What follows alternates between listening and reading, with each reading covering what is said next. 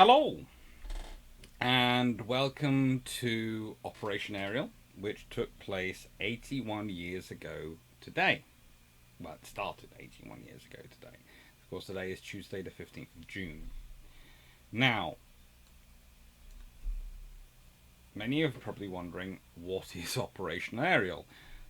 It's the evacuation of France after Dunkirk. I know. You have seen countless movies, probably read countless books, countless portions of history, all of which talk about Dunkirk being this massive, amazing operation, which it is.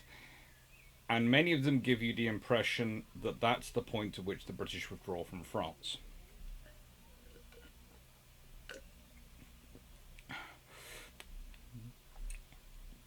It's not. It's not in any way, shape, or form.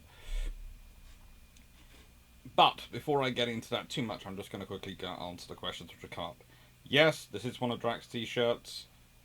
Yes, I bought it and paid for it because, even though we're very good friends, and he probably would have given it to me for free very happily, merchandise is a hugely important part of a YouTuber's income streams and paying for their work, and therefore it's critical. And I know I'm saying this and I haven't got a merchandise run at the moment. I'm working on that. There is stuff through Patreon. I am planning on setting some stuff up, but mainly it's been getting things like book done, sorting out the edited book, and dealing with the joys that is COVID, and trying to balance paychecks because universities keep having strange issues. It's amazing. The private companies, some of them very small affairs with a dozen or so staff members in their office for everything, pay me perfectly on time, never have any problems. Some surprisingly large universities seem to have regular issues with remembering paychecks. It's kind of like historians and remembering Operation Ariel. It happened, I promise. And I'm going to start talking about it now. So, Operation Ariel. Well, this is where I get really scary because there are actually 3 operations which pull people from France. And these are the 3 principal operations. There are lots more operations beyond that. There is Operation Dynamo, which of course is Dunkirk, which runs from the 26th of May to the 4th of June. And 338,000 soldiers are evacuated. That's roughly 60% of the troops evacuated from France. However, here is the joyous thing. Some of those soldiers evacuated via Dynamo are then almost immediately sent back to France to carry on the fight, including one of the officers we're going to be talking about in a second. There is Operation Cycle, which is the evacuation through Le Havre and Valery-en-Caux, which takes place between the 10th and the 13th of June. And that's 13,000 British troops and 1,100 French troops, well, 1,200 French troops roughly, are withdrawn. However, you will see there are a lot of ports listed there in both Britain and France. And then there is Operation Ariel, which takes place along the French Atlantic coast. Principal ports don't by no means an entire list of them, because occasionally destroyers would just pull into fishing ports, like if you go down to Cornwall or having watching the news of the latest the 2021 G7 gathering, you've seen some very small little ports featured, some little fishing villages. They would literally pull into those and pick up a couple of hundred soldiers and take them back. That are destroyers, small ships were doing that all the time, up and down the coast. Which is one of the reasons why there's a discrepancy in the percentage of troops. Because Operation Ariel, theoretically, taking Cherbourg, Saint-Malo, Brest, Saint-Nazaire, La Pallice, which is otherwise known as La Rochelle. La Pallice is the port of La Rochelle, Verdon, Bourdeaux, Bayonne, and Saint-Jean-de-Luz. all these are ports they go to and they get off from.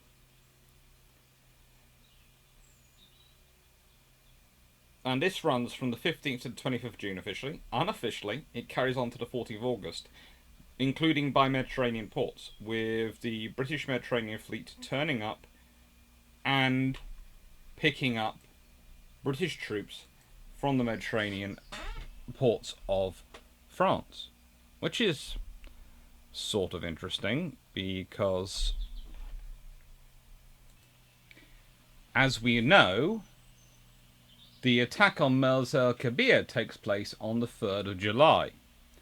So, if you follow the traditional view, this attack completely turns Vichy France, etc., against Britain, and yet we know troops and personnel were still being extracted by the 14th of August. So, perhaps it's more complicated than that, as sometimes the history goes.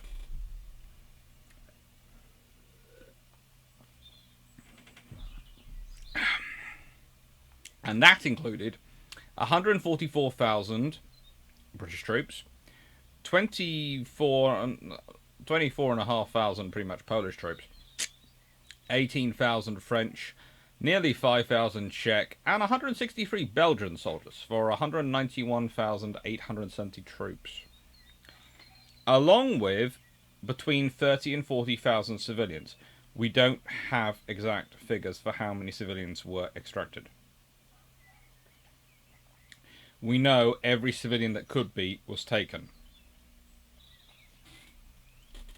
And, by the way, that does leave, as I said there, about 13,400 troops who make it out by other means. Either by Spain, to Gibraltar, or Portugal, or by aircraft, or by other means.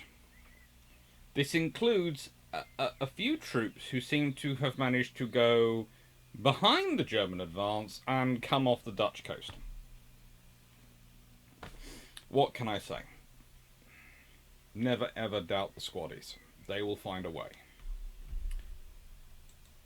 So, Operation Ariel is a really, really big operation. It doesn't have the claims to fame that Dunkirk does. It doesn't have the little ships. Mainly because the little ships couldn't get that far. They honestly couldn't. Getting to Dunkirk was hard. Getting that far would have been interesting. This is mainly done by larger merchant ships, which are taken up from trade, or redirected, or requisitioned, or all sorts of other euphemisms will be used for basically taken at gunpoint and told what to do. And a lot of Royal Navy destroyers, and a lot of cruisers. This is a major operation.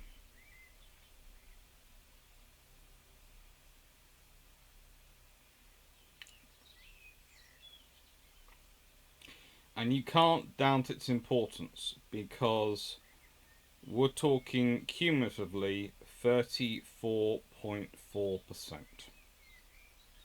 Plus 30 to 40,000 civilians. Some of whom go on to become soldiers, but some of whom are engineers, scientists, diplomats, key people for keeping the British economy going and the war effort going.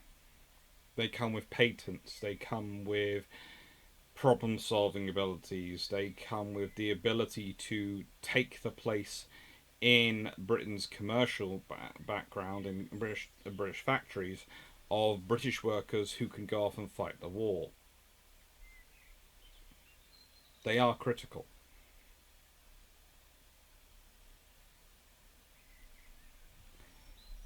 But it's forgotten. And there are some people go, oh no, I knew Operation Ariel. That's fine. I've known about Operation Ariel for most of my life, because some of my family were extracted during Operation Ariel. So I've always known about it. In fact, we'll be getting into a story later, because I have a theory based on the stuff I heard when I was younger. Unfortunately, they died before I got old enough to really cross-examine them over it. But based on the story, I have a theory about what ship they were extracted by. and it sparked an interest. So this is a very, very important operation. But it doesn't get discussed enough. It should be up there next to Dynamo. It should be up there just as important. Because yes, it doesn't account for, well, it counts for almost 2/3 as many troops as Dynamo. Which doesn't sound a lot, but we're talking near enough 200,000 troops. 192,000, so 8,000 less. That's a lot of soldiers. That is a lot of operations. That's the entire, well, most of the Polish army which was fighting in France. It has events like Lancaster, which we'll be covering. It has all sorts of operations going on, and it doesn't get covered enough.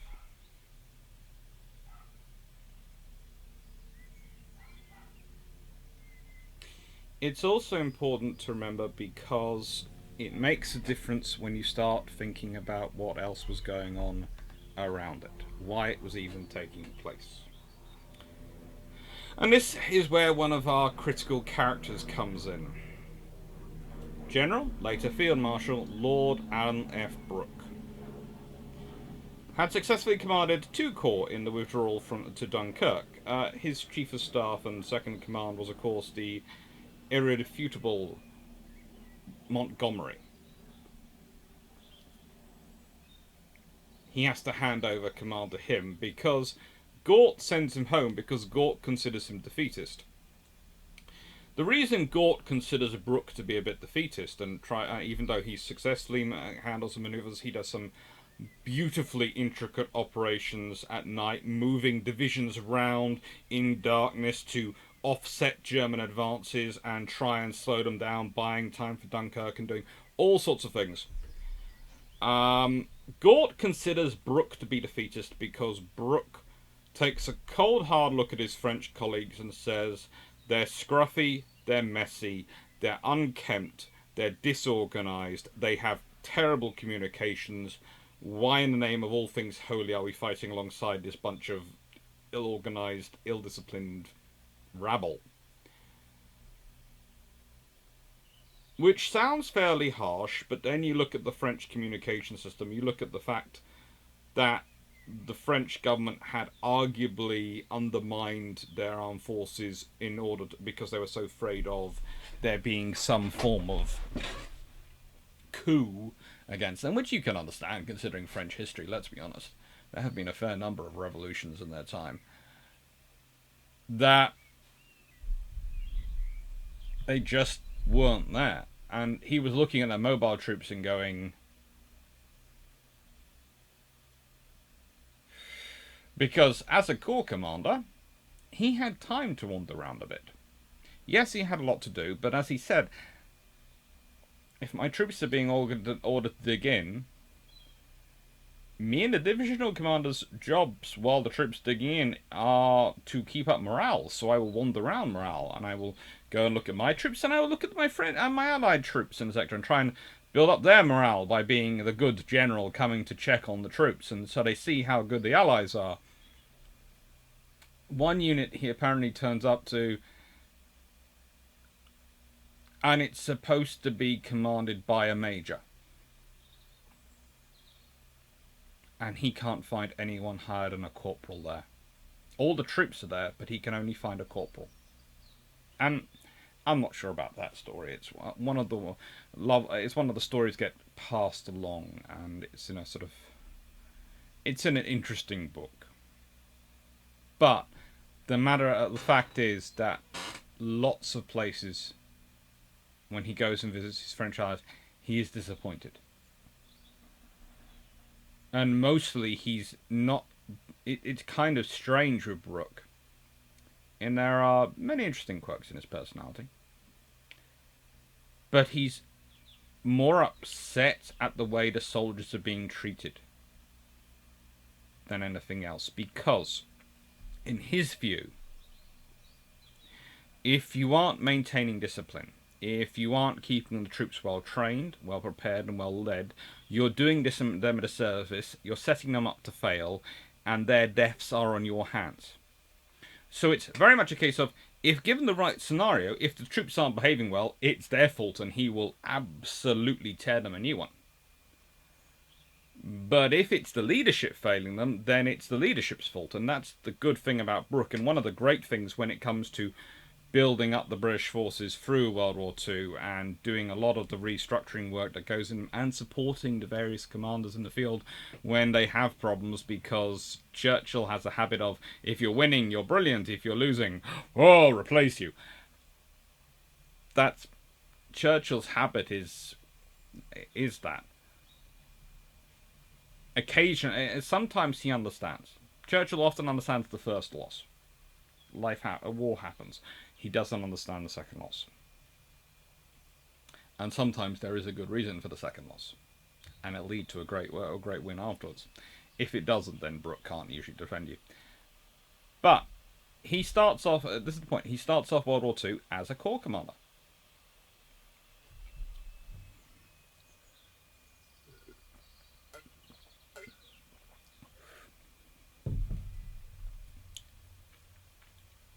He is sent back to Britain roughly 7th of June. He gets back now. He is sent straight away for a meeting with Field Marshal Dill, who tells him to return to France to command a new BF, which will be formed around the renewed Second Corps.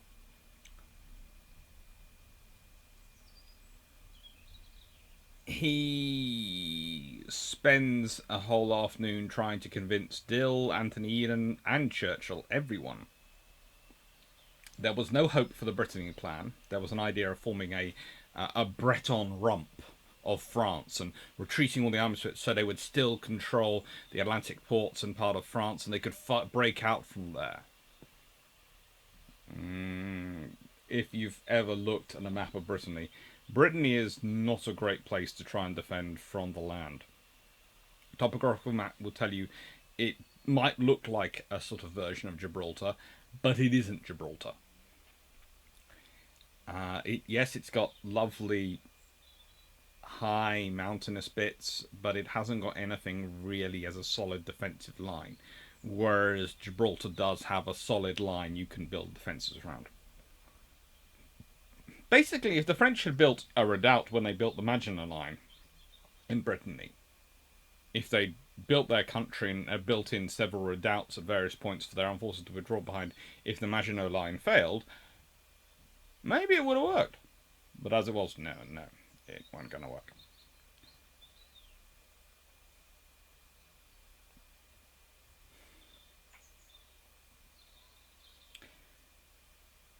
His words don't seem to wash with leadership. But they're not just heard by the leadership. There are also a lot of naval officers in there listening to him. And a lot of naval officers who've listened to him on the way across and the one on the way back. And so a lot of other commands start swiveling into preparing for what they think is coming. Remember, the Royal Navy at this point is conducting a withdrawal from Norway, has conducted Dunkirk. They're looking at the ground battle, and they're looking at the arrows and the troops marching across the map. They're looking at their French naval colleagues and the interesting scenarios they're having with comms to home. And the Royal Navy is a realist. As an organisation, the Royal Navy is very much a realist. At this point, I would say the British Army is a realist, but the British Army's High Command are idealists. They still have hope and joy in their hearts. Mainly because they can't understand why a country would give in. That's the problem. They don't understand that. And honestly, I understand it, because if you're looking at France at this point, they feel defeated. They don't understand that the Germans are at the end of their logistical trail, that the Germans, at this point, if the French had managed to actually be able to start organising proper command and control their forces, could have been pushed back. But there are systemic issues within the French army and the French armed forces, thanks to the organisation that's been put onto them since World War One. And you cannot rewrite 20 years of mismanagement overnight.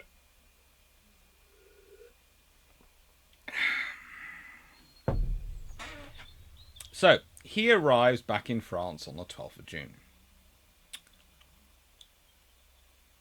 And on the 15th of June,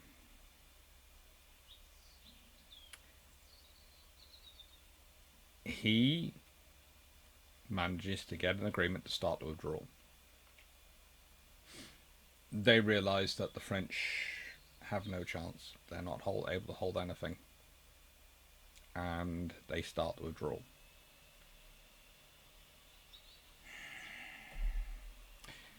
Now, this is two corps. Now, why have I got a picture of two corps symbol here? Why would I do this? Well, mainly because when the Second Corps was formed up,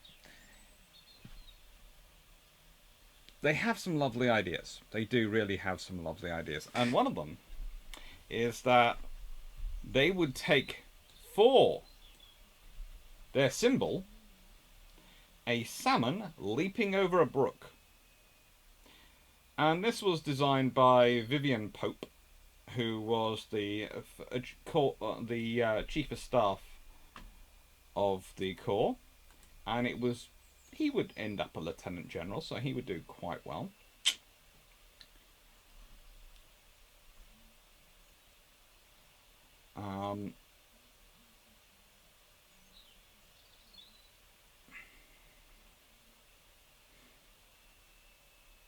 Unfortunately, he dies during the war when his Hudson that he's being flown in gets destroyed and shot down, so we lose him in October 1941. Yeah. Anyway, he thinks it's a nice, cool play on the name of Alan Brooke, and that this would help give his corps morale. And it's kind of cool in a way. You see, this is the thing. Beginning of World War II and just prior to it, the British Armed Forces do seem to be rather unlucky in that they lose a lot of senior officers who, to be honest with you, I think must have been quite smart. And I'm basing this off the stuff they do. Brooke is good and it lives, but Pope goes. Montgomery had been one of his divisional commanders and sort of is a theoretical brigade, his second corps, second in command.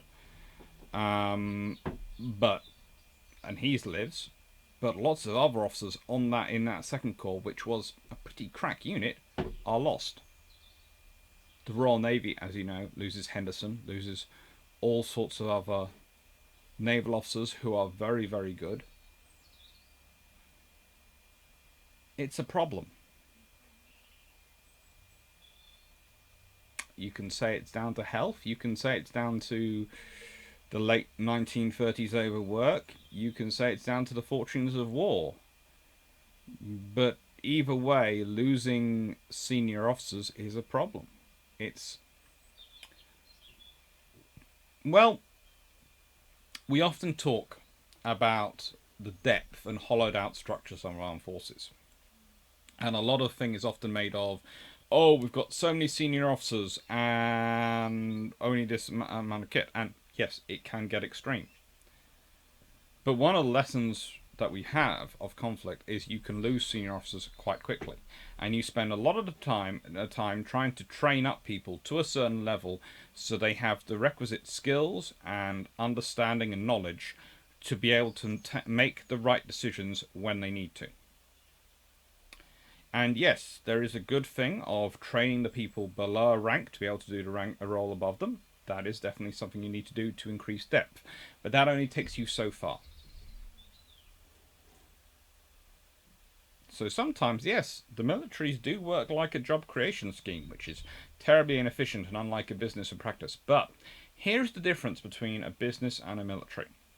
People aren't actively trying to kill your executive directors, as a rule.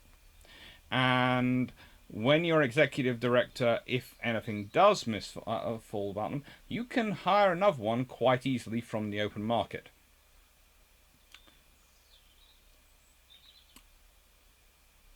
Because there are lots of people going around who have the requisite business skills.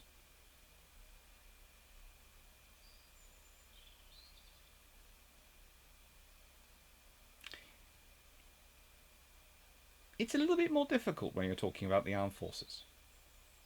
Just a tad.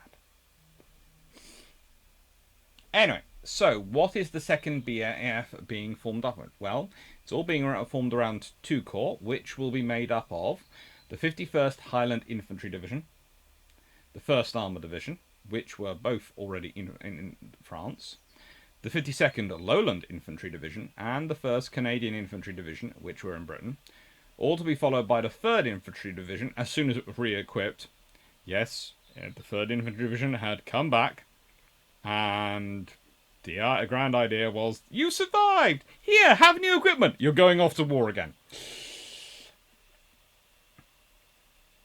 As the 2nd Corps headquarters had been spread out around Britain after its return from Dunkirk, and his first choice of Chief of Staff was pretty much assisting Lord Gort, who was now writing dispatches, as all former commanders would do, Brooke had to take the people he could. There were a few of them, and he tried his best.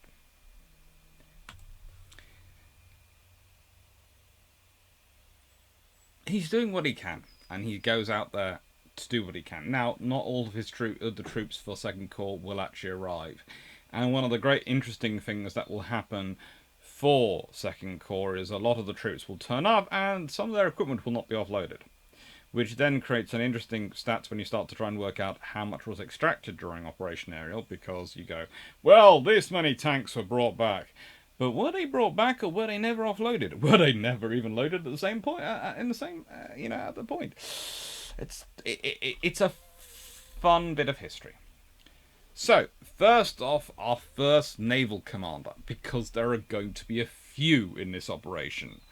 Believe it or not, it's spread over quite a few naval areas. Quite a lot of different resources have to get in, and frankly, I'm going to bring them all in, because if we go back to him, as much as Brooke will do his best, honestly, once things start to fall apart with the command and control networks of the British Army in France, and they do start to fall apart. They do their best to maintain them, but at a certain point, an army withdrawing with staffs getting onto some ships, and sometimes half a battalion will get onto one ship, and another company will get onto another ship, and the final company will get onto another ship, and it breaks down.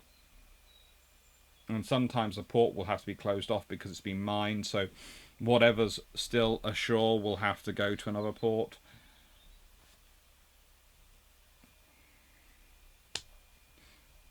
It's not fun. So, we have Admiral Sir William Milbourne James, who in 1938 had succeeded the Lord Corkenori as Commander-in-Chief Portsmouth. We can all be gloriously thankful that Lord Corkenori is not in charge of this operation, but remember that by William Milbourne James taking on this role and replacing him, that is what freed him up to go to Norway and cause a trouble there. So, I have a different idea on how the replacement and handover ceremony should have gone when Admiral James had a sword in his hand, but I can understand why it didn't go that way.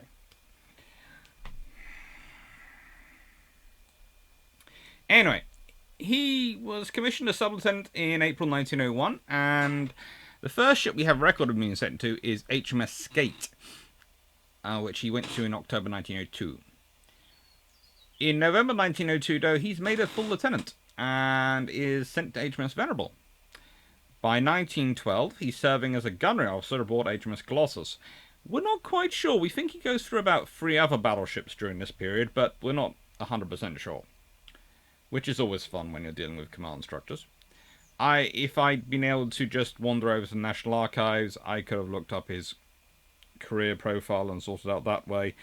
But of course, you can't book you have to book appointments a long way in advance, and I haven't got one before I wanted to record this because I wanted to go out today. So life has happened. He's made a commander by January 1913, and he's pretty much immediately sent to Queen Mary. In March 1916, he's appointed flag commander to Vice Admiral Sir FEC Doveton Sturdy. Of course, the same gentleman who managed to set up the scenario, which led to the Battle of Coronel, and then had to redeem himself at the Battle of the Falkland Islands, who has been put in charge of 4th Battle Squadron, and is being kept under a firm watchful eye by Jellicoe.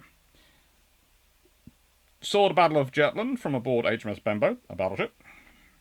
Then is sent to HMS President, a stone frigate, for services in the Intelligence Division of the Naval Staff. In July 1917, made 2nd grade staff officer on a salary of £600 a year, which is always nice. You know, let's be honest, if you're going to be put on a salary, you want to be on that sort of salary. At that time, that's a good salary to have. And is then made Deputy Director of Naval Intelligence in January 1919. Now, interesting enough, he doesn't always get the best reviews. In fact, often he gets some very interesting reviews. Like when he's a commander, people critique the amount of time he spends going ashore. But he complains the reason he goes ashore is the only place to get proper news, as in the battle cruiser fleet, it always seems to be the wrong stuff being discussed. Who knows?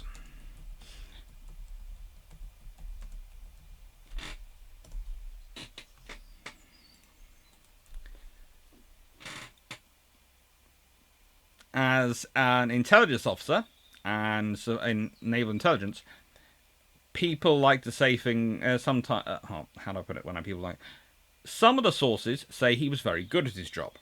Others say he was absolutely terrible and he only managed to achieve what he did because of the structures which his predecessors had put in place. And all they needed was a figurehead. I would say you can't really do a job such as Deputy Director of Naval Intelligence and not be a lot more than a figurehead. It's not the kind of scenario which allows you to be, how do I put this, a figurehead. You do have to think. In April 1920, he's given command of HMS Curlew, a light cruiser on the China Station, and in June 1921 succeeds Reginald G.H. Henderson, who you all know as a future 3rd Sea Lord, as captain of HMS Hawkins, heavy cruiser, and flag captain of the China Station under his father-in-law, Admiral Duff.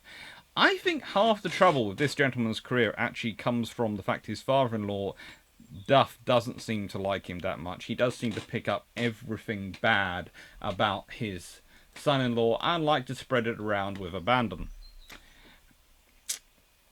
In March 1923, he's appointed the president again for the Senior Officers War Course, which suggests that someone thinks he's fairly bright, because the reason he's appointed there for training is that in June 1923, he's appointed to Staff College as Deputy Director.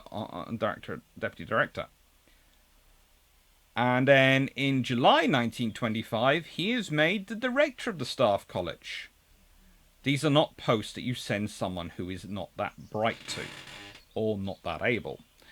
In January 1926, he's appointed to Victory for the Senior Officers Technical Course.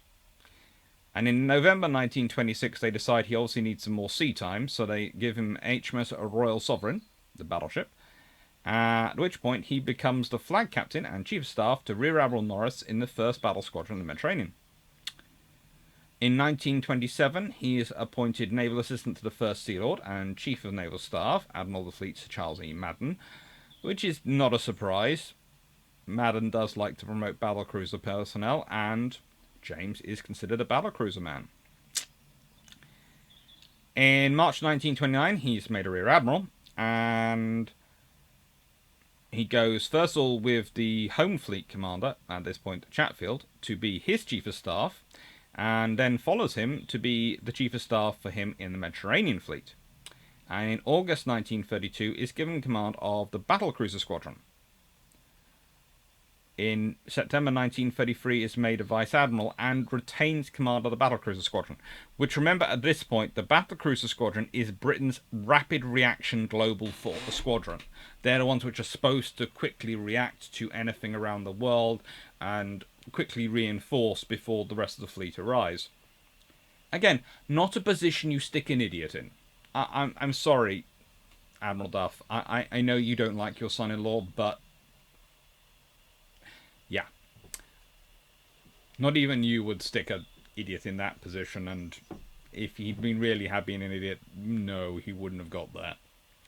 And he flies his flag from aboard HMS Hood, so that's cool. In October 1935 is made a Lord Commissioner of the Admiralty and Deputy Chief of Naval Staff, which he serves in for about 3 years. He helps Henderson in doing his duty as Third Sea Lord and various other things going on around the world. And then in January 1938, he's made a full Admiral. In June 1939, as said, he succeeds Lord Cornwallis. He actually serves till September 1942, when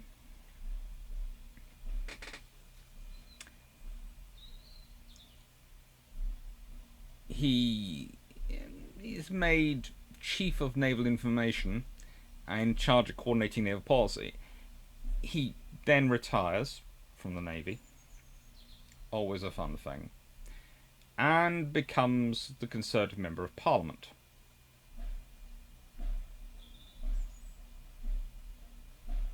Now, interesting enough, he technically has that role. Well, how to put it? He retires from the active list in 1942, but doesn't really retire from the Navy.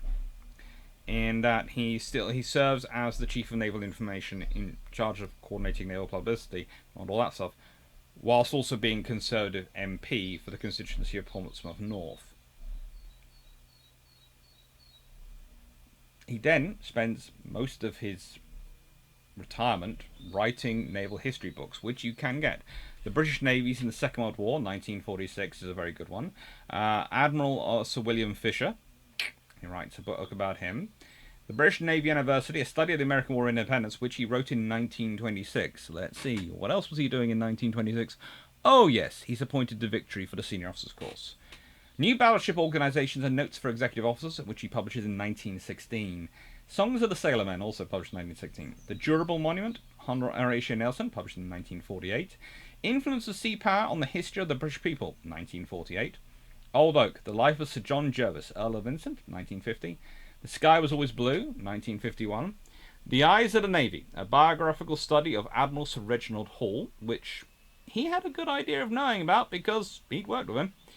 And A Great Seaman, The Life of Admiral of the Fleet Sir Henry Oliver, in 1956. He did a lot of other books as well. So, my point is, very smart officer. Here is the write-up he was given in 1933. It's not really on topic, but I just want to add in because it's quite cool. A straight, loyal, and upright character, and peculiarly sunny and lovable disposition. A fine brain and a most imaginative mind. He is full of ideas, many of which are sound, and some, in my opinion, definitely the reverse. He is inclined to be impetuous at times, and to act without sufficient thought. I think that he is, and is looked upon as being somewhat of a bounce. He is immensely keen on whatever he takes up, but I'm not sure whether he is able to inspire those around him with his own enthusiasms. He might possibly become tiring. His knowledge of naval history is exceptional, and he has an unusual faculty for expressing himself on paper, provided that it is typewritten. He is an indefatigable, but not always concise, conversationalist. One aspect of his verbiage, which many of us would be glad to share, is the gift of being able to make a speech, and a good one, at any moment and on any subject. Another, and a less desirable one, is that when presiding at a meeting or a conference, his conversational lavishly and tangential movements of his mind prolong the meeting to the point of boredom of its remaining members. He usually handles his squadron well and will improve in this respect with experience. He keeps himself thoroughly up to date on the subject of modern fighting methods and tactics, and in the developments of armament and equipment. As to whether or not he has the balance, the firmness, the decision and forcefulness desirable in a first Sea Lord, or for the command of the main fleet, I am inclined to doubt, but this will, in all probability, be revealed during his next command afloat. In any case, I have no hesitation whatever in recommending most strongly his retention and employment, afloat or ashore, as a Vice-Admiral. I consider that he is exceptionally well fitted for the appointment as head of the War College. In special marking, I assess him as 90. His wife will, I think, be a great help to him socially in any post he may be called upon to occupy.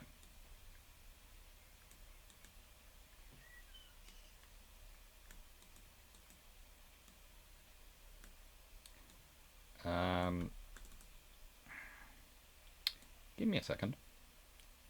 Thank you. I should have probably paused while sorting that out. But no. So, proof you don't necessarily have to have perfect reviews to get up. And also, in life, there's also a point here that this is a fairly positive review, but it does accurately reflect him. Also, it does sound like he's describing me at certain points, which might be why I put it in there. Oh. Also, possibly Drac. But we'll leave that to one side. Why am I giving you this information? Well, partially because I have it, but partially because we know a lot about Admiral Ramsay because of Dynamo and because of D-Day. This is one of the other officers involved. This is Admiral Sir William Milbourne James. He has a career as a gunnery officer and as a naval intelligence specialist. I would like to point out one thing.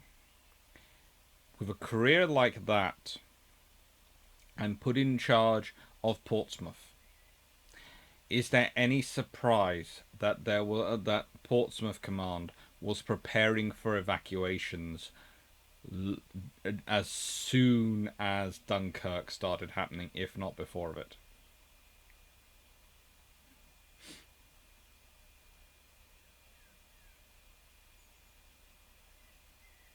This is not the kind of officer who's going to be caught unprepared. So, the first attempt is Cherbourg. Now, Cherbourg is... how do I put this politely?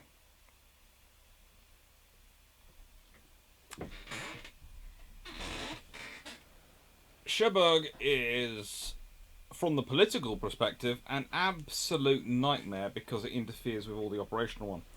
At one point, Alan Brooke is being ordered by Dill that he could embark the gunners, but not the infantry, i.e. the artillery, but not the troops. And that hours were wasted with him actually getting permission to embark those.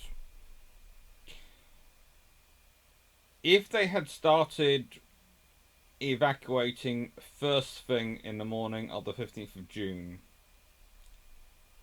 as Alan Brooke wanted, the odds are they could have got a lot more equipment out there. As it is, they get about 30,000 troops are rescued from Cherbourg and taken to Portsmouth.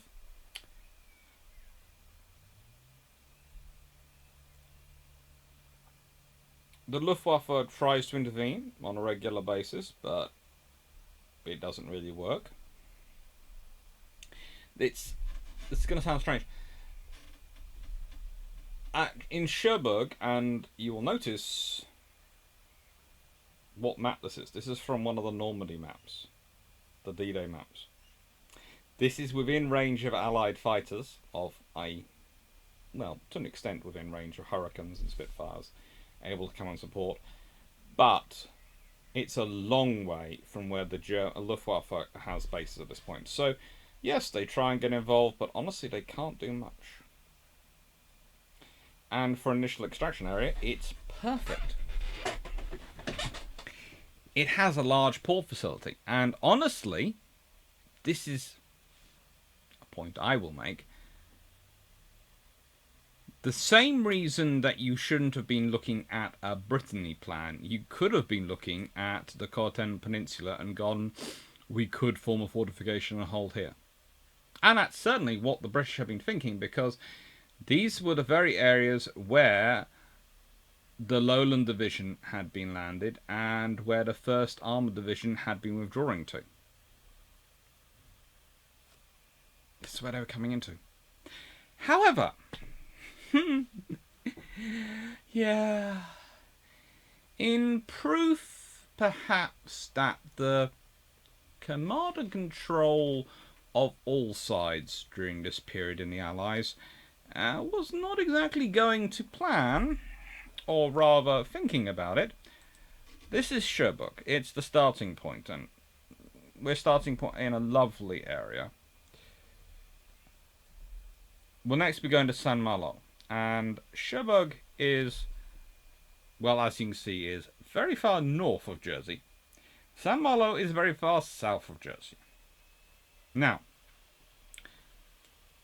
Jersey at the moment is 10 hours by ferry from Portsmouth, or 4 hours by far faster ferry from Poole.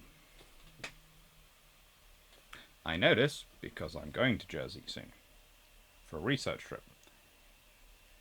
Either way, I'm fairly sure that Saint-Malo adds a while on it, but it's about a 3-hour drive from Cherbourg to Saint-Malo. It's not exactly forces within mutually supporting areas, is it, when you're talking about World War II, beginning of World War II infantry divisions. So, what are the units there? They are the 1st Armoured Division and the 52nd Lowland Division. These are very good units. These are not units the British want to lose. 1st Armoured is one of their critical armoured formations. The 52nd Lowland Division is... well, how do I put this politely?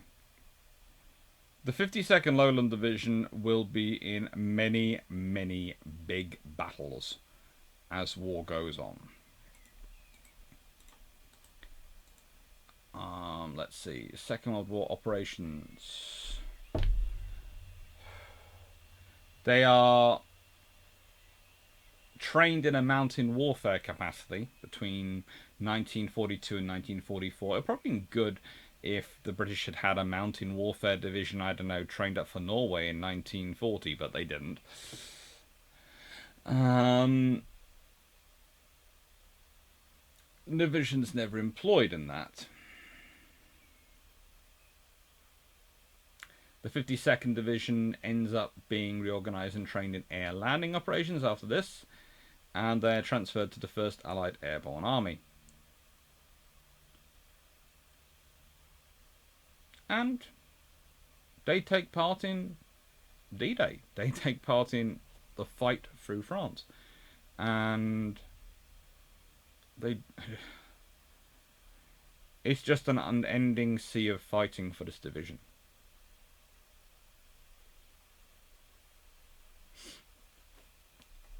They're one of the most polished divisions in the British Army available in 1939, and they are not a division which you want to see lost.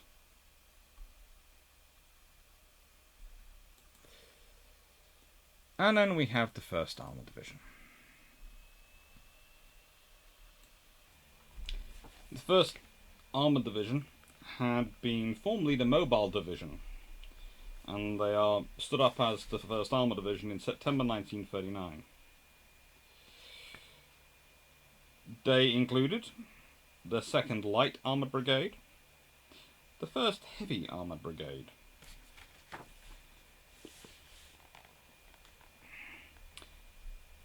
And those were eventually turned into the 2nd Armoured Brigade, the 3rd Armoured Brigade, and the 22nd Armoured Brigade. Although the 22nd seems to come after the 3rd, so...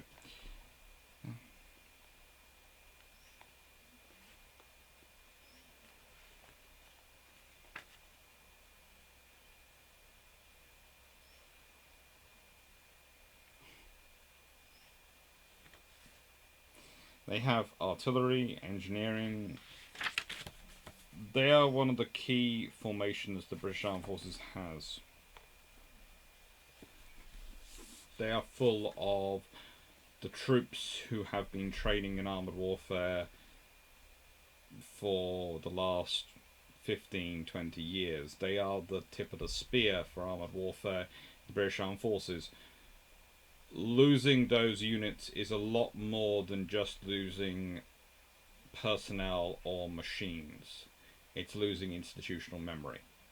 Recovering these units is critical to the British war effort in 1941, 1942.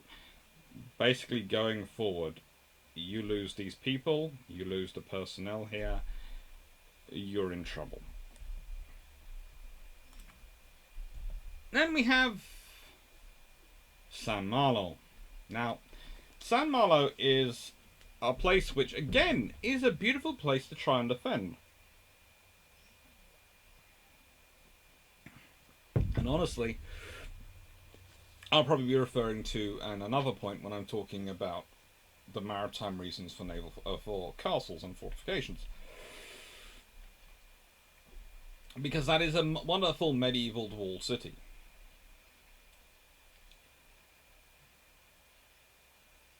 But this is where the Canadians are put in. This is where the Canadians are sent.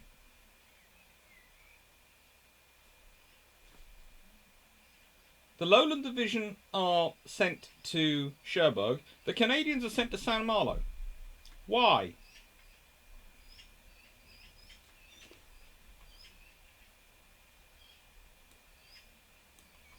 That is not a 2-division distance.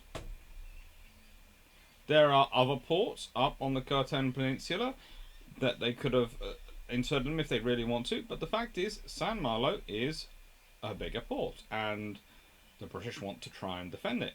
But you can't defend everywhere.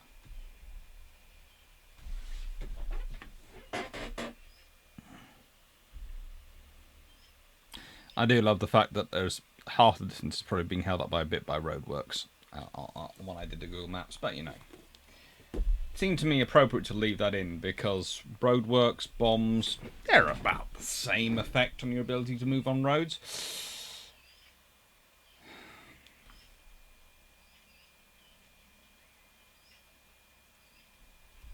At Saint-Malo, a total of 21,472 troops of the 1st Canadian Division will be evacuated between the 17th and 18th of June.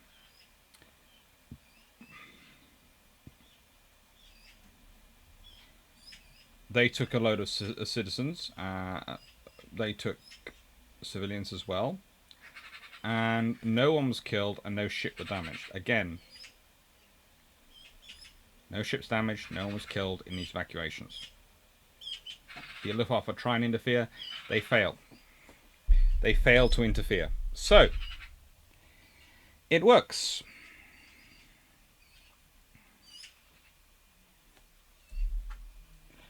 And this, of course, please don't take this the wrong way, but I have looked this up in many, many sources. The 1st Canadian Division, their symbol seems to be a big red patch, but this is them training in 1939. They're one of the most trained, most professional Commonwealth units the British have access to. Again, this is not a division you should be chucking away.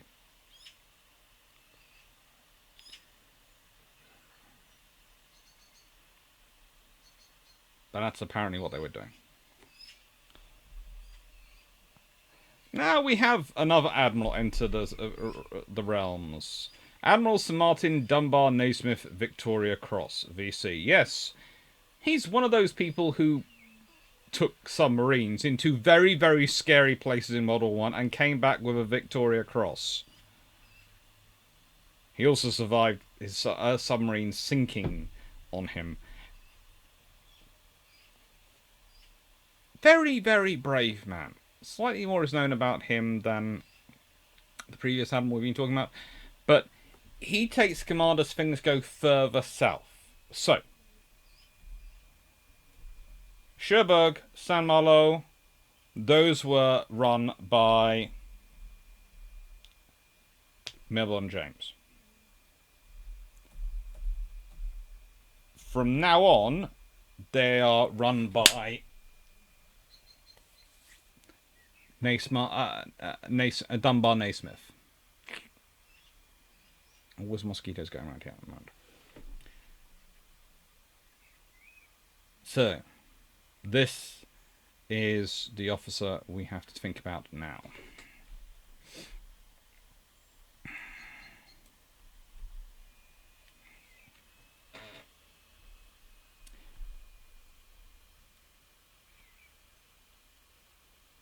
Again, had been Rear Admiral Submarines, had been Commander-in-Chief East Indies Station, had Second Sea Lord and Chief of Naval Personnel in 1935, and then made Commander-in-Chief Plymouth. And in 1939, someone has the bright spark of making the post of Commander-in-Chief Plymouth and Western Approaches Command a single role, for a single officer and a single staff.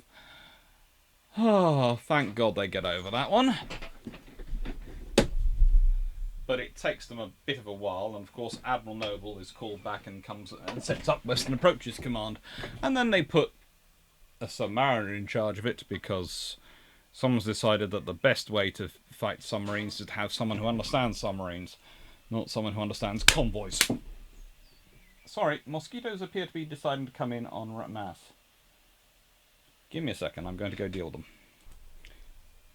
Sorry about that. Had a bin outside being used as a temporary water butt. And unfortunately it had filled up with water, but no one had been using the water for anything, so it turned into mosquito hatchery. However, it is now empty. And the hatchery is no more. So, if you want to be scared, in Royal Navy history, if you hear anyone coming at you with the name Dunbar Naismith, or Naismith at all, you get out of their way. Officers with that surname have a long family pedigree and tend to be quite successful.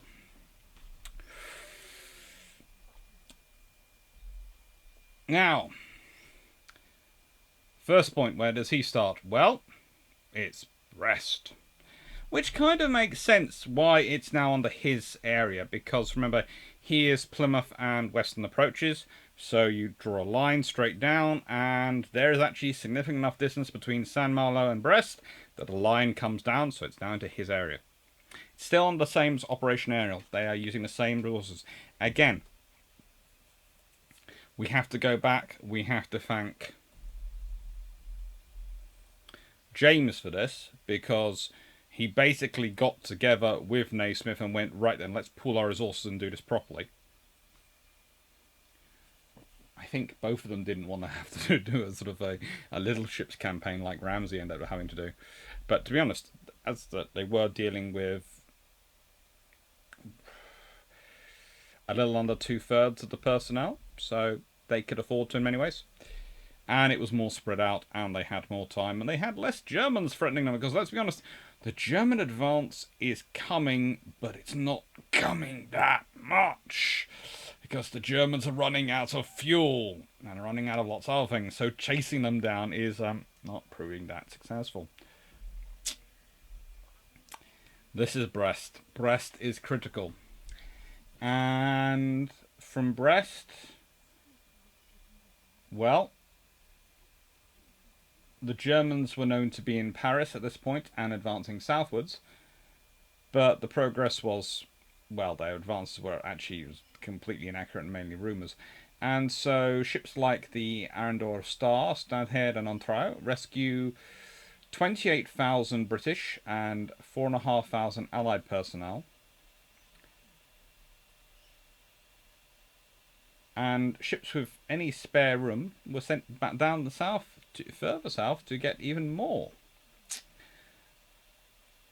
The French then start to wreck the harbour facilities with the help of the British Demolition Party, which had come over with the ships. And then the French ships sailed, and on the 19th of June, the Demolition Party was removed by the destroyer HMS Broke. Yes, the Royal Navy is also sending across demolition parties. This is a curiously well-organised evacuation. I am sure they threw this together in 24 hours' notice, because that's what the government officially gave them. The Royal Navy is well known for being able to form demolition parties very quickly. Well, they can actually, but they have about 6 ready to go. It's a sort of really yeah, you threw this together quickly. Yeah, quickly. Next point of evacuation is Saint-Nazaire. Now, of course, Saint-Nazaire is more famous in World War II for what HMS Camperdown would get up to when she tries to block her gates. But at this point, she is a critical evacuation point.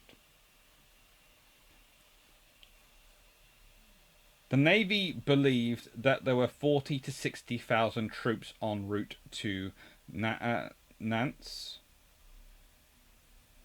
possibly probably Saint-Nazaire, and therefore Saint-Nazaire, because that would that would be the nearest big port for them to go to, and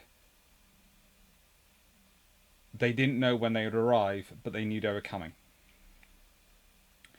So, Dunbar Naismith assembles Havelock, Wolverine, Beagle, as well as the liners Georgic, Duchess of York, Franconia, and Lancastria, the polar ships of Batory and Sobieski, and several Camargo ships. Now remember, of course, Sobieski I talk about, she gets involved in the invasion of Madagascar and all sorts of other things. So here she is being helpful.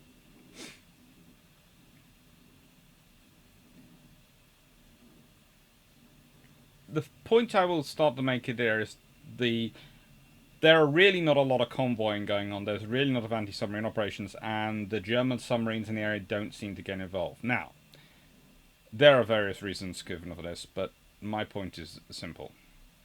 They have 7 submarines covering this area. That's not a lot of submarines. And quite a lot of ships sailing around are destroyers. And the Germans are still having torpedo issues as they had in Norway. So, firing my torpedoes, if I'm a submarine commander, the target had better be worth it, i.e. it better be bigger than a destroyer, because if my torpedoes may not work, I'm going to reveal my position for ultimately not sinking them, and probably get sunk myself. So they miss a lot of what's going on. There are various ideas about, oh, they were ordered not to engage, to allow the British to evacuate. I don't think so. If they were, then why would a Luftwaffe trying to blow up everything they could get their hands on, but failing? They kept failing up until they didn't. That was the trouble.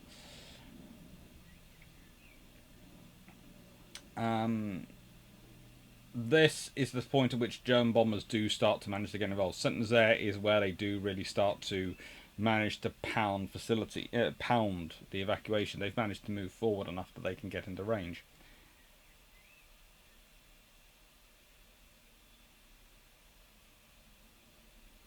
But day and night, the British continue the evacuation. And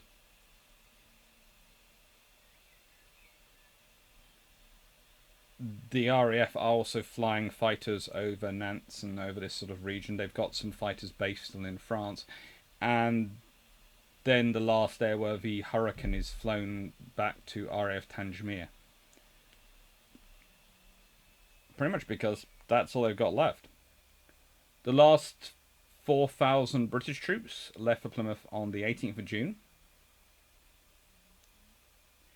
But much of their equipment was abandoned as basically they'd heard rumours the Germans were advancing, so they thought, we better get out of here as we haven't got many left.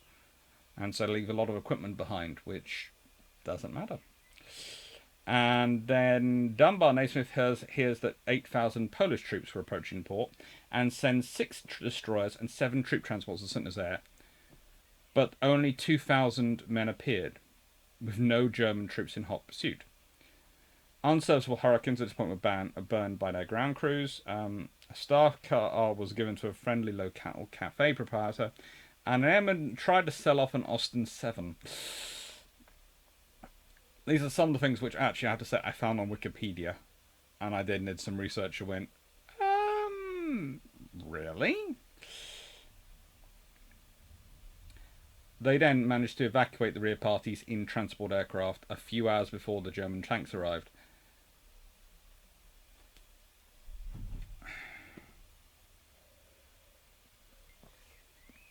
One example given is during the night of the 17th and 18th, the Florestan, a merchantman with 2,000 troops aboard, and that's out of the 27,000 troops and civilians in the convoy, was attacked by a Ju-88, but being underway managed to dodge the bombs, and the troops fired back their Bren guns, riddling the cockpit, which shot down the Ju-88. So, Bren guns. They work as AA guns still at this point. However, there is also the Lancaster, which is one of the biggest losses in the entire operation. Because on the 17th of June, they felt there was still roughly 67,000 troops waiting ashore, mainly at Saint-Nazaire, and so they loaded her up with as many people as they could. Lancaster was normally permitted as a Cunard liner to carry 1,700 passengers and 375 crew. But Captain Arshar ordered, as it was an emergency, to take as many troops as could be crammed in. There were also 40 civilians, including embassy staff from and men from Avon's Ferry in Belgium and their families. There are rumours that there was about 6,700 people aboard her when she is hit by bombs and while she's trying to get out. Unfortunately, the way she sinks, it makes it difficult for boats to get ashore and people to get off, and only about less than 2,500 people are actually recovered from her, and so it's felt that at least 3,500 men, women and children were killed aboard her. But it could have been a lot more, as it could have been the only record we have of the 6,700 is provided by an overheard conversation between the captain, R. Sharp, and his chief officer, Gratridge. We don't have any proper records.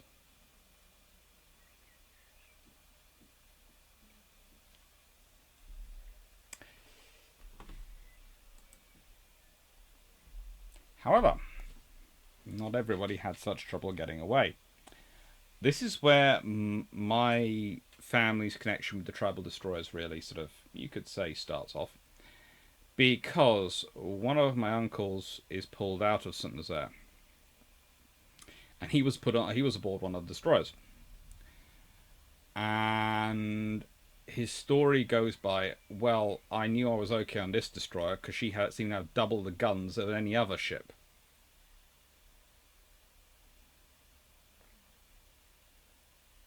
Now, he was one of the black sheep of the family. He was in the army. You have a few in every family. Come on, they have. So, isn't really a ship person, but the only destroyer which would be obviously have double the guns of the rest, in a way that an army officer could easily pick up, even, dare I say it, an army cavalry officer. I'm sorry. It happens, okay? The rest are true dark blue. There's one on that. There's one in every family. Sorry. Anyway. No. He was cool. and he was very, very good. And the fact that he got seasick, I'm sure, had no, actually, nothing to do with the reason of his joining the army rather than the navy.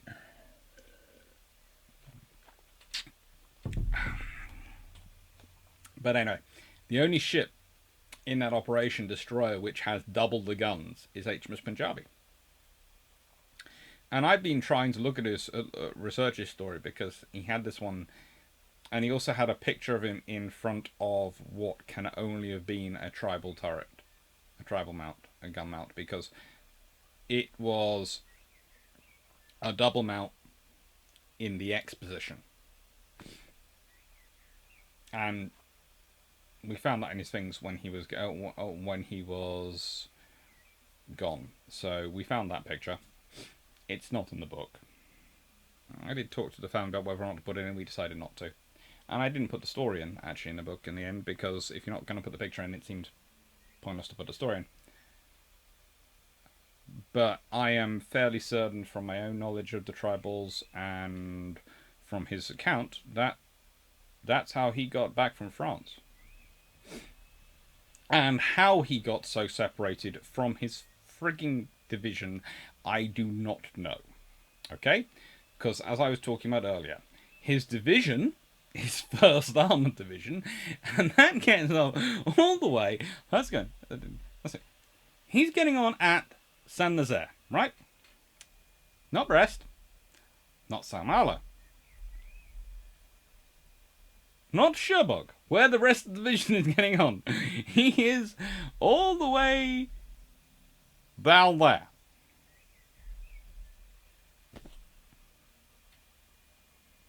And I don't know how he got down there, but I have a fair idea, considering his my cousin's ability to read maps. I do have a working theory, but again, my cousins will kill me for mentioning that one. Considering one's trying to persuade their children, trying to persuade one of their own child to do GCSE geography. Yeah, I probably shouldn't get into that too much. Anyway, back to La Pallice. Okay, La Grande Porte Maritime de La Rochelle. Now, a British naval officer arrives on a destroyer. We know this. We don't know which naval officer it was. This is the great idea of the record keeping on. And it seems to be, if it's a senior officer arriving on a destroyer, you either have two options. Either Dunbar Naismith has gone for a little voyage, which you honestly wouldn't put past him. Or, because he doesn't seem to disappear that often, and long enough for a voyage, it is a Royal Navy flotilla leader, a senior Royal Navy flotilla leader. Finds that rather than there being not many people there at La Pallice, there are 10,000 plus troops, plus nurses, diplomatic contingents, and 4,000 more Polish troops on the way. Which point seems to do two things. One, send a radio message to Dunbar Naismith going, I need more ships, which would suggest Dunbar Naismith is not there doing it, because otherwise the message would have gone, send ships now, or when I get home you get... And then requisitions everything which he can, which floats. Again, this is why I'm thinking it's a flotilla leader, or a destroyer flotilla leader. The reason I'm thinking that is because a cruiser officer would have probably started working with the diplomatic channels or tried to make it work with the French government, because they are used to more diplomatic routine and thinking like that. Plus, they have the bigger firepower, they can tend to persuade governments to agree with them. A destroyer officer tends to be more aggressive and have the guns that can persuade ships, but not necessarily governments. Plus, destroyer officers tend to be slightly younger and more aggressive. And we know that he does arrive on a destroyer. And the reason I'm using this as sort of why is that not the obvious solution, is because there is cruisers wandering around this area, and the rear admirals of the cruiser squadrons occasionally do jump onto destroyers and end up in random places. But I can account for where the rear admirals end up in random places, including one who ends up shouting at a major general about getting his butt onto a ship to get away because he can't get captured. So yes, there are some interesting stories, but I can't connect any of the rear admirals with La Rochelle, or La Pallice. So I'm reckoning it is a captain, and I'll get into which one I think it is in a bit. By 20th of June, the forces had moved south again to get away. Now, who is the officer? Well, my candidate for that senior officer would be Captain E. Barry Stevens. Again, I can't go to National Archives and check this up, and I've looked in books and various other things, and they just say, a officer got off his destroyer. Well, the only really senior destroyer officer wandering around that area on the right dates is Stevens in Havelock. Stevens had been instrumental in getting troops out of Norway and evacuating up there. Was a very experienced officer, and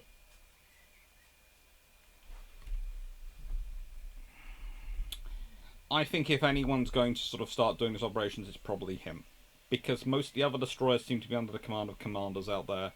He's a captain. A captain has the ability to pull rank and start doing these things. You might be the captain of a destroyer, but if you're only a commander, you're going to have a lot more trouble throwing your weight around. Whereas a flotilla a commander, a captain, a senior one. Yeah, so I'm reckoning it was HMS Havelock. But I could be wrong.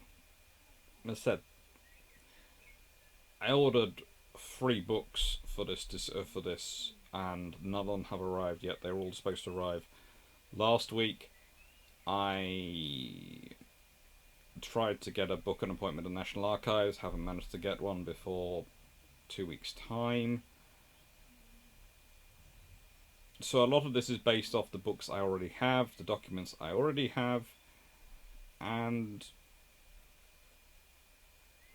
any stuff I can find on appropriate things on the internet, i.e. the Dreadnought project, etc. Going through the Wikipedia source lists, like anything. Right, we move south again to Bourdeaux. I really have gone south. Now, at this point, you have a lot of things happening in Bourdeaux. These won't be the last ports, but Bourdeaux is the last really big port.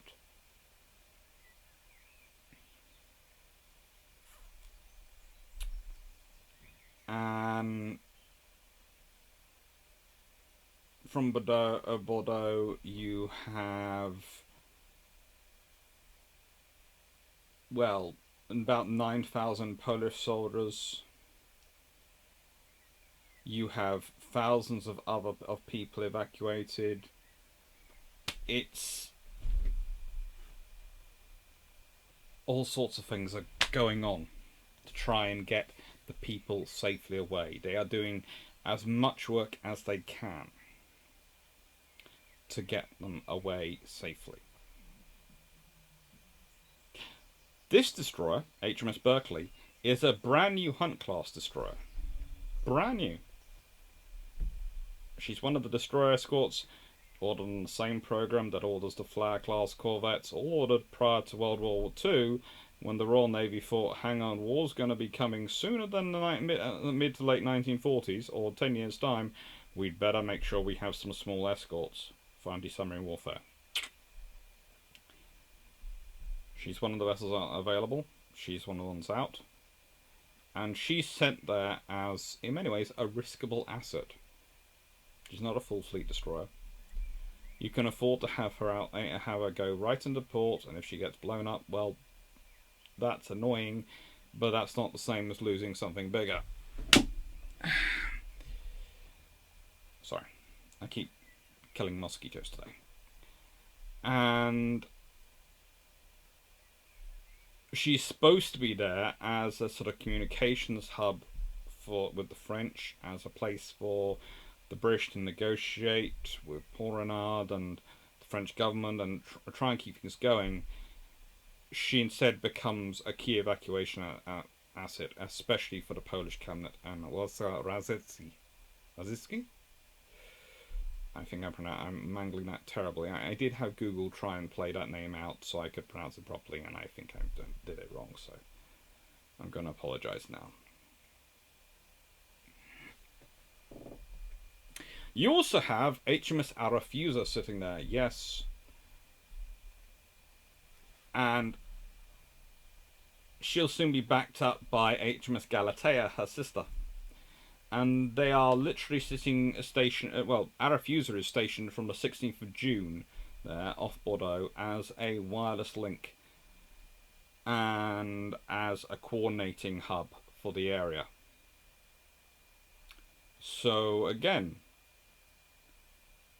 starting with the 15th of June, the Royal Navy has now got cruisers down as far as Bourdeaux for the evacuation. I had them there on the 16th. Again, if this was an organisation which hadn't been preparing for this in advance, you'd expect them to have rushed the cruisers straight to Brest or Caratan Peninsula or all those things. But they don't. They are spreading out. They know the army's spreading out. They know the army's trying to get away. And they're trying to make sure they are in as many places as possible to get the army away. So the moment they get to the coast, they will find a ship and be on it. And the thing is, Bourdeaux is far enough away, they want to set up a further hub. So they have Arethusa down there. And she's eventually... Well, Berkeley is, of course, has to be withdrawn because she's got the President of Poland and his cabinet aboard her. So a British diplomatic staff. And she's replaced by Galatea. So you have two Arethusa-class cruisers sitting down there, watching the destroyers, looking after the ships going in and out. You also have HMS Calcutta down there. Unfortunately, Calcutta will end up ramming HMCS Fraser, the Canadian destroyer, and sinking her. But that's in Le Verdon-sur-Mer. Now, the first time, it's gone north. They keep going south or west, get further away from the Germans, but now they've gone north. Well, it's closer to the sea. It's getting them to a port.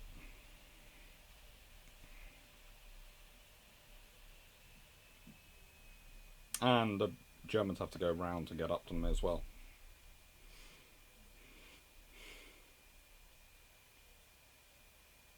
Everything is to try and get away. And there are losses.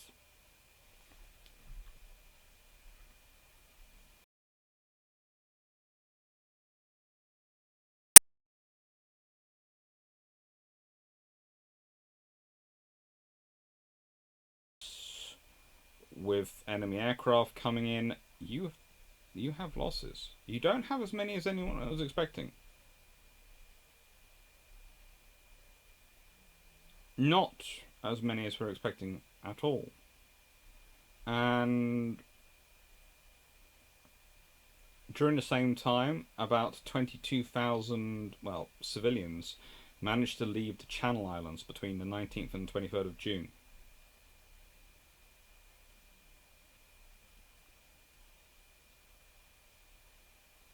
Hundreds of thousands of tons of equipment, stores, or things were also brought back. A lot was left. Don't get me wrong, we aren't talking high hundreds of thousands of tons, we're talking low hundreds of thousands of tons. But a lot of stuff is brought back. These are some of the RAF personnel being evacuated from Brest. So, summary. Operation Ariel. Ah, good lord, it's an operation and a half. You notice I haven't talked much about the German progress here.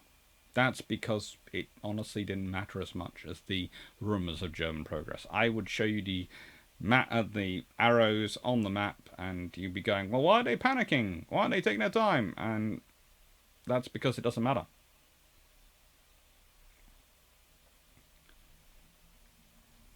the thing is, the loss of Norway, the loss in Poland, and then the collapse in many ways of the command and control of the French army, which led to the collapse of the army, are psychological operations, and the Germans win. That's the whole point of Blitzkrieg Lightning War. You're supposed to psychologically overwhelm your enemy. You're not supposed to give them time to stop, pause, think, and go, hang on. Aren't your supply lines hopelessly extended? The trouble is, British theorists had been part of the group, and lots of theorists have been projecting this as an idea of warfare since World War One had been over. And it does become a bit of a one-trick pony for the Germans. Especially, for example, Rommel, who tries in Africa a fair number of times, and sometimes it works, but sometimes you get a British leader who goes, no, because you're right at the end of your logistics trail, so, yeah, I'm just going to sit here and watch you burn fuel.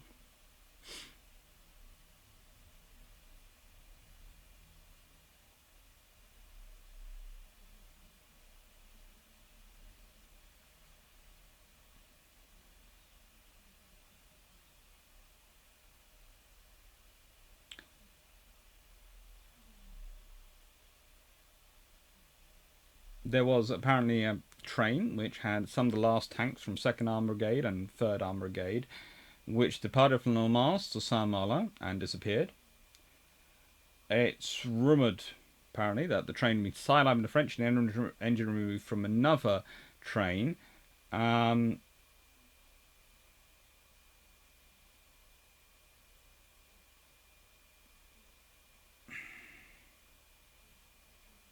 But honestly, I doubt that. It might have been bombed. It might have got lost. It might have got sidelined in a siding. It might have just fallen off the plane. It might have just got in trouble. For some reason, you have a party of vehicles which are sent around the world, and this is one of them, and they have no party aboard them, no aerial reconnaissance is flown on the route, nothing's done to recover them, they just disappear. Which is a nice story, I think, for losing a load of vehicles. It's a nice way to blame it on the French. Perhaps it did happen. Perhaps it didn't.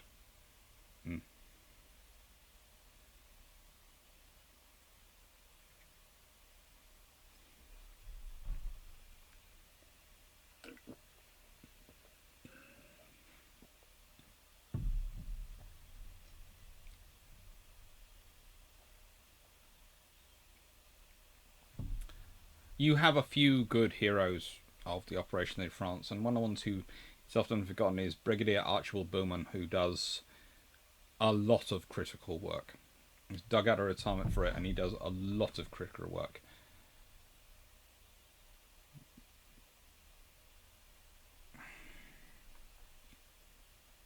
But in the end, they're fighting against something they can't stop. And it's the Royal Navy's job to pull them out of it. And you have Ramsay, you have Williams, and you have Dunbar Naismith. And those are the three admirals, along with a plethora of more junior admirals, captains, commanders, merchant sea officers, who absolutely go above and beyond to pull them out.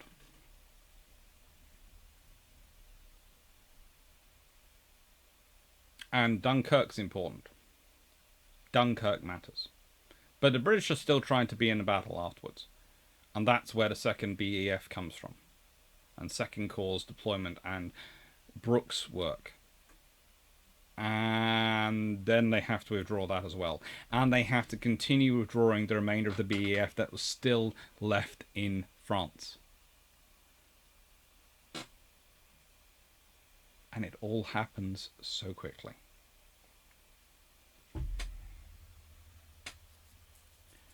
The interesting thing, though, is that they're doing all this organisation, and no one during the period of the Phony War seems to have started to work out an idea of what happens if we have to withdraw. What lines of defence have we got built behind us?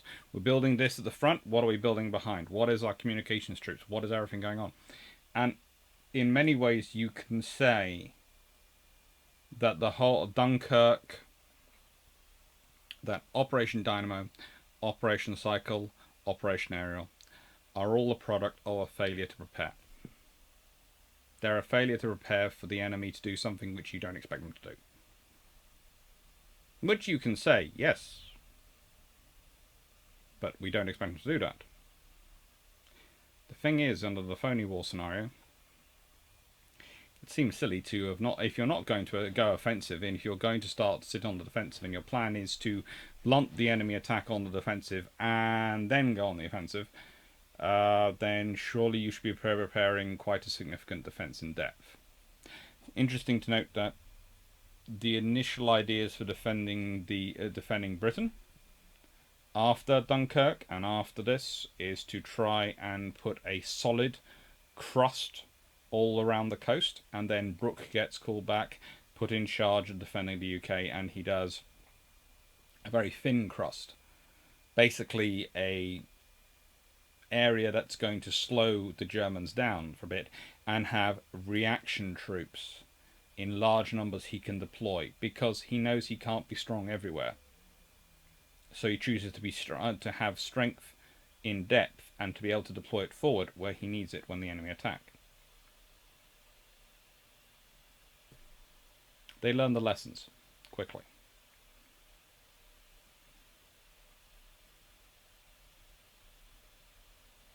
And the Royal Navy learns lessons quickly, because they will be carrying out a lot more operations again. Because again, you had the withdrawal from Norway, you have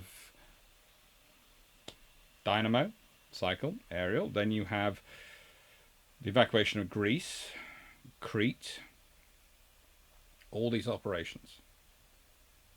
The one thing which the Royal Navy will probably forever kick itself for is that it didn't manage to evacuate more from Singapore. It evacuated some, but not a lot. It didn't have the ships, it didn't have the resources. But if you consider when Singapore happens and when the Far East happens, the Royal Navy's already been at war for 2 years, has already lost a lot of ships, and has had to focus a lot of forces on existing battle theatres, so it's not got much spare to redeploy when a new theatre opens up. You can understand it, but they still do their best. Alright. That is Operation Ariel, and as I've said, that was 242 a year. No, that's another one which is 242 years ago. That was 82. Hang on, 81 years ago today, I think.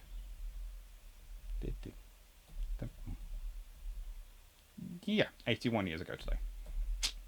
Sorry, I've been also doing some preparation for the Siege of Gibraltar, which is 242 years ago. It's been fun. Anyway, what have we got coming out? We have got the Siege of Gibraltar on Thursday. We have got the Battle of the Philippine Sea on Sunday, because I am wandering. And then we have Camperdown, Rams Victoria on the 22nd of June. Another long patrol coming. And then we have the actions of the French Navy in World War One. And hopefully, at some point, I will have killed all the mosquitoes in the space. Right, thank you very much, everyone. I hope you've enjoyed this video. If you do like the videos, please do like and subscribe. If you fancy being a patron and suggesting topics, then there is a link down below in the description. If you fancy having really cool emojis and supporting this channel but don't want to join Patreon, there is a join button for joining the channel where you can put money in that way and support the research that way. That's all very kind of you.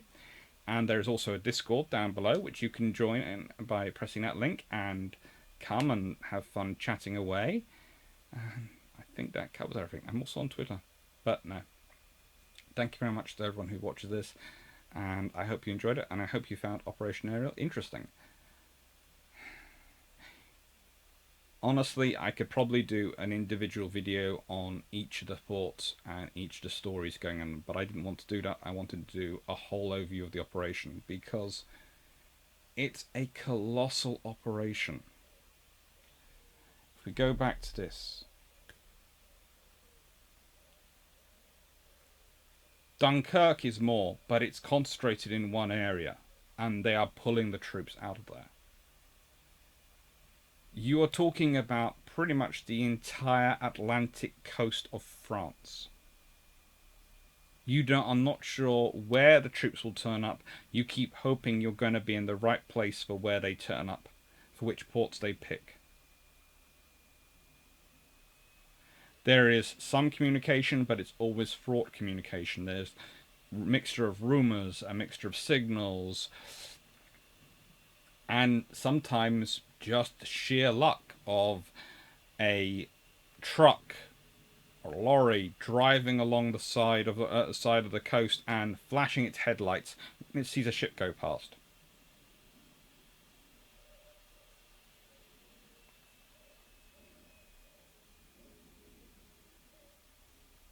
And it's 191,870 troops, between 30 and 40,000 civilians.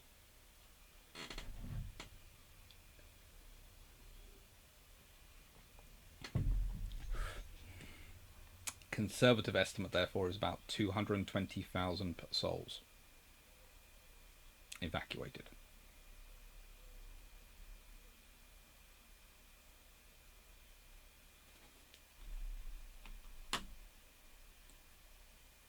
Thank you, and take care.